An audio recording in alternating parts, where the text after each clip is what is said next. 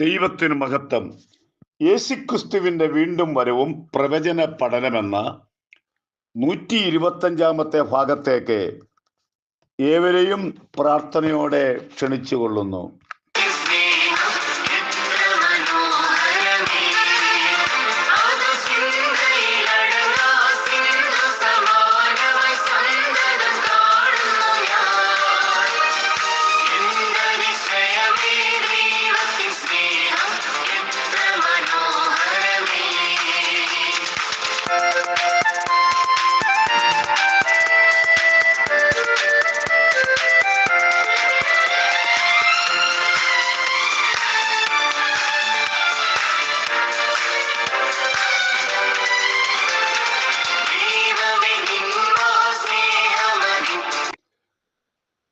ഈ ദിവസങ്ങളിൽ കൃപാവരം എന്ന വിഷയമാണ് നാം ക്ലാസ് എടുത്തുകൊണ്ടിരിക്കുന്നത്.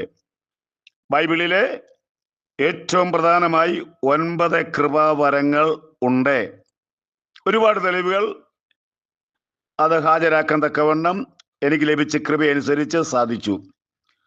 മൊത്തം 9 കൃപാവരം. ഇന്ന് അവസാനത്തെ കൃപാവരമായിരിക്കുന്ന വ്യാഖ്യാനവരം, അതോടുകൂടി കൃപാവരത്തിന്റെ ഈ ക്ലാസ് ഇവിടെ അവസാനിക്കുകയാണ്. 9 കൃപാവരം നേരത്തെ പറഞ്ഞല്ലോ, ഒന്നുകൂടെ ഒന്ന് ആവർത്തിക്കട്ടെ.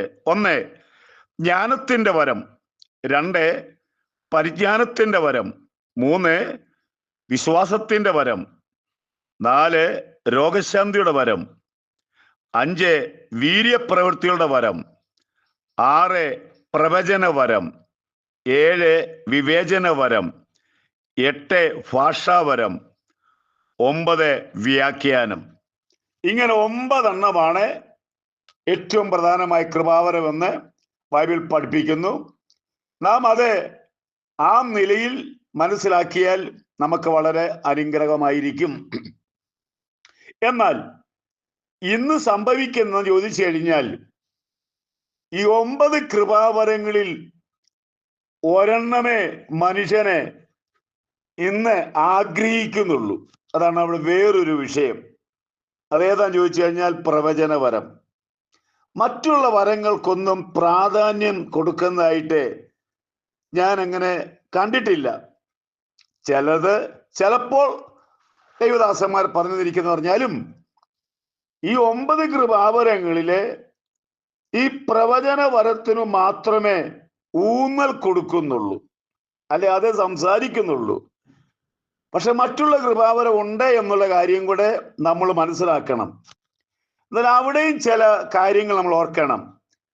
ഈ പ്രവചന വരവും വ്യാഖ്യാന വരവും വിവേചന വരവും ഇത് 3 പക്ഷേ ഇതെല്ലാം കൂടെ കൂട്ടിക്കുഴച്ച് ഇതേതാണെന്ന് മനസ്സിലാക്കാൻ ഇന്ന് ബുദ്ധിമുട്ടായിരിക്കുന്നു.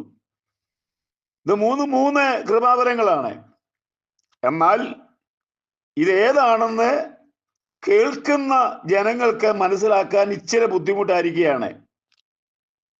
ഇത് 3 തരംതിരിക്കുന്നില്ല. ഇതെല്ലാറ്റിനും ദൈവാത്മാവ് സംസാരിച്ചു, അല്ലെങ്കിൽ പ്രവചനം പറഞ്ഞു, അഥവാ ദൂത് പറഞ്ഞെന്നും പറഞ്ഞ് ഇങ്ങനെ മുന്നോട്ട് പോവുകയാണ്. 9ാമത്തെ കൃപാവരത്തിലേക്ക് വരുമ്പോഴേ അവിടെ പറയുന്നത് നമ്മൾ നന്നായിട്ട് മനസ്സിലാക്കണം. 1 അന്യഭാഷ. അത് നാം ദൈവത്തോട് സംസാരിക്കുന്നതാണ്. ദൈവമക്കൾ എല്ലാ ദിവസവും നമ്മുടെ ഭാഷയിൽ പ്രാർത്ഥിക്കുന്ന പോലെ തന്നെ നമ്മൾ അന്യഭാഷയിൽ സംസാരിക്കാൻ ഒരല്പസമയം എടുക്കണം. കാരണം നമ്മുടെ ജീവിതത്തിലെ പല കാര്യങ്ങൾ നമ്മുടെ ഉള്ളിലെ ആത്മാവിനറിയാം. ആത്മാവിനെ ദൈവവുമായി സംസാരിക്കാൻ അവസരം കൊടുത്തു കഴിഞ്ഞാൽ നമ്മുടെ ഒരുപാട് നീറുന്ന പ്രയാസങ്ങൾക്ക് മാറ്റം വരുവാനായിട്ട് ആത്മാവിനുള്ളായ അന്യഭാഷയ്ക്ക് സാധിക്കും. ഒന്ന് തുടർന്നാൽ നന്നായിരിക്കും എന്നാണ് എൻ്റെ ഒരാഗ്രഹവും എൻ്റെ അഭിപ്രായവും. ദൈവത്തോട് സംസാരിക്കുന്നു. രണ്ടാമത് വേറൊരു അന്യഭാഷയുണ്ട്. ഞാൻ ആ രീതിയിലാണ് പറയുന്നത്. അത് വ്യാഖ്യാനിക്കാനുള്ള അന്യഭാഷ എന്ന് പറഞ്ഞാൽ കേൾക്കുമ്പോൾ ഒരുപോലെ ഇരിക്കുന്നു പറഞ്ഞാലും അത് വ്യാഖ്യാനിക്കാനുള്ള അന്യഭാഷ. അത് ആർക്ക് വേണ്ടി ചോദിച്ചു കഴിഞ്ഞാൽ മനുഷ്യരോട് സംസാരിക്കുന്ന വ്യാഖ്യാനമുള്ള അന്യഭാഷ. രണ്ടും രണ്ടായിട്ട് നമ്മൾ തിരിച്ചു പഠിക്കണം. ഒന്ന് ദൈവത്തോട് സംസാരിക്കുന്ന അന്യഭാഷ, മറ്റേ വ്യാഖ്യാനപരം. അത് വ്യാഖ്യാനി ഉണ്ടെങ്കിൽ അത് മനുഷ്യനോട് സംസാരിക്കുന്നു, അവന്റെ കുറവശം പറയുന്നു. അതുകൊണ്ട് പൗലോസ് പറയുന്നത് വ്യാഖ്യാനി ഇല്ല എങ്കിൽ ഈ ഭാഷാപരമുള്ളവൻ മിണ്ടാതിരിക്കട്ടെന്നാ പറഞ്ഞിരിക്കുന്നത്. അല്ലാതെ അന്യഭാഷക്കാരൻ മിണ്ടാതിരിക്കട്ടെന്നും പറയുന്നില്ല. അതൊന്ന് കൊരിന്ത്യർ 14:28 പറയുന്നുണ്ട്. അല്ലാതെ അന്യഭാഷ സംസാരിക്കുന്നല്ല പറയുന്നത്, വ്യാഖ്യാനിക്കുന്ന ഭാഷാപരം ഉള്ളയാളെ, അവിടെ വ്യാഖ്യാനി ഇല്ലെങ്കിൽ അദ്ദേഹം, ആ ഭാഷക്കാരൻ അവിടെ സംസാരിക്കാതിരിക്കുക എന്നാണ് പൗലോസ് പറയുന്നത്. ഒരു കാര്യം കൂടെ എൻ്റെ അനുഭവത്തിലൂടെ പറയാൻ താല്പര്യപ്പെടുന്നു. ഞാൻ 1974 ഈ ശിക്ഷ സ്വീകരിക്കാൻ സ്നാനപ്പെടുകയും ചെയ്യുന്നത്. ആ കാലയളവില് ഞാൻ കൂടുന്ന ലോക്കൽ സഭയിലെ ഈ പറയപ്പെട്ട വ്യാഖ്യാനം പലപ്പോഴും കേട്ടിട്ടുണ്ട്. ഒരാൾ ശക്തമായി അന്യഭാഷ പറയുമ്പോൾ അത് മലയാളത്തിൽ അവിടെ വന്നിരിക്കുന്ന വ്യക്തിയുടെ ചൂണ്ടിയിട്ടോ അല്ലെങ്കിൽ അത് തലയിൽ തൊട്ടിട്ടോ വ്യാഖ്യാനിക്കുന്ന ആ ശുശ്രൂഷ ഞാൻ നേരിൽ കണ്ടിട്ടുണ്ട്. അത് വലിയൊരു ആത്മീയ അനുഗ്രഹം ആയിരുന്നു ആ കാലയളവിൽ. പക്ഷേ ഇന്ന് അതില്ലാതായിരിക്കുന്നു. നമ്മൾ ആരെങ്കിലും കേട്ടിട്ടുണ്ടോ? നമ്മൾ ആരെങ്കിലും അടുത്ത കാലത്ത് കണ്ടിട്ടുണ്ടോ? അതിനവസരങ്ങൾ പോയിരിക്കുകയാണ്. ചുരുക്കം പറഞ്ഞാൽ വ്യാഖ്യാന വരം ഇന്നുണ്ടോ എന്ന് നമ്മൾ സംശയിച്ചിരിക്കുകയാണ്. കാരണം വ്യാഖ്യാന വരം ഉണ്ട്, പക്ഷെ അത് പ്രയോഗത്തിൽ വരുന്നില്ല എന്നുള്ള കാര്യം ഓർപ്പിച്ചുകൊള്ളുന്നു. ഈ 9 കൃപാവരങ്ങളും ദൈവസഭയ്ക്ക് ഏറ്റവും അത്യാവശ്യമാണ്. 1-2 കൃപാവരം മാത്രം സഭയ്ക്കകത്തെ ആത്മീയ വർധന വേണ്ടി ഉപയോഗിക്കുന്ന പദ്ധതി അവസാനിപ്പിച്ചിട്ട്, ആ ശുശ്രൂഷ മാറ്റിവെച്ചിട്ട് ഈ 9 കൃപാവരങ്ങളും സഭയ്ക്കകത്ത് ജ്വലിപ്പിക്കത്തക്കവണ്ണം അവസരം ഉണ്ടായാൽ സഭയ്ക്ക് വലിയ മാറ്റം ഉണ്ടാകും എന്നുള്ള കാര്യം ഓർപ്പിച്ചുകൊള്ളുന്നു.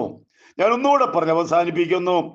ഭാഷാപരമുള്ളയാളെ മിണ്ടാതിരിക്കട്ടെ എന്ന് പറയുമ്പോൾ വ്യാഖ്യാനി ഇല്ലെങ്കിൽ, അല്ല അന്യഭാഷക്കാരൻ അവൻ ദൈവത്തോട് സംസാരിക്കുന്നു, വ്യാഖ്യാനി ജനത്തോട് സംസാരിക്കുന്നു. ഇത് 2 വ്യത്യാസങ്ങളും മനസ്സിലാക്കുക. കൃപയാലെ 125-ാമത്തെ ക്ലാസ് വരെയും ദൈവമായ കർത്താവെ എനിക്ക് അവസരം തന്നു. തുടർന്നും ക്ലാസ്സുകൾ എടുക്കാൻ താല്പര്യപ്പെടുന്നു. എന്നെ ഒരുപാട് ആളുകൾ വിളിച്ച പ്രോത്സാഹനവും ഒരുപാട് ആളുകൾ സംശയങ്ങളൊക്കെ തീർക്കത്തക്കവണ്ണം, ഞാൻ വലിയ ജ്ഞാനിയായ ഒരു മനുഷ്യനല്ല, എൻ്റെ കഴിവിൻ്റെ പരിമിതിക്കുള്ളിൽ ഞാൻ അവരുമായിട്ട് സംസാരിക്കുന്നു. ദൈവം നമ്മളെല്ലാവരെയും അനുഗ്രഹിക്കുമാറാകട്ടെ.